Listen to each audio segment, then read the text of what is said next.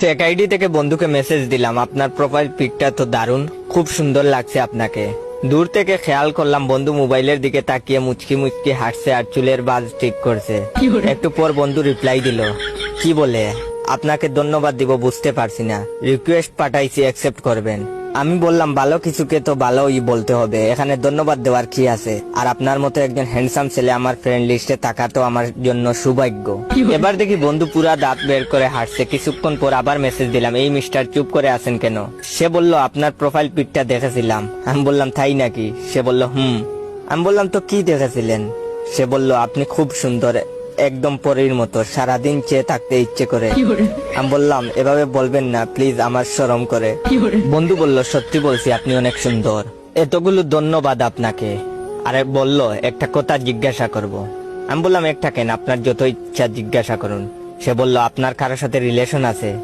আমি বললাম আমি প্রেম ভালোবাসা পছন্দ করি না, তবে আপনার মতো একটা হ্যান্ডসাম ছেলে পেলে ভেবে দেখতে পারি। এবার দেখি বন্ধু মোবাইলকে কিস করতেছে। আমি ডাটা অফ করে বন্ধুর কাছে গেলাম। বন্ধু আমাকে দেখে গুনগুন করে গান গাইতে শুরু করলো, প্রেম সবারই জীবনে আসে, আমারও জীবনে প্রেম এসেছে, কেউ আমাকে ভালোবেসেছে, কেউ আমাকে ভালোবেসেছে। আমি বন্ধুর গান শুনে হাসি চেপে রেখে বললাম, ঘটনা কি দোস্ত, এত খুশি খুশি লাগছে কেন?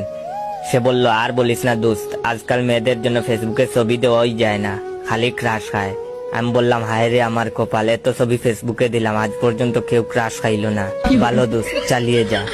সে বলল দুঃখ করিস না দোস্ত, সবাই সব কপাল নিয়ে জন্মায় না। এটা হচ্ছে ভিডিওর প্রথম পার্ট। দ্বিতীয় পার্ট দেখলে হাসতে হাসতে পাগল হয়ে যাবেন। তো দ্বিতীয় পার্ট দেখতে চাইলে আমার এই ভিডিওতে 10,000 লাইক আর 500 কমেন্ট কমপ্লিট করে দাও। 10,000 লাইক আর 500 কমেন্ট বেশি না, 10 জন বন্ধুকে যদি সবাই শেয়ার করে দাও তাহলেই হয়ে যাবে। তো দেরি করছো কেন, শেয়ার করো। আর হ্যাঁ, সন্ধ্যা 7টার ভিতরে 10,000 লাইক কমপ্লিট করতে পারলে সন্ধ্যা 7টায় সেকেন্ড পার্ট আপলোড দেবো।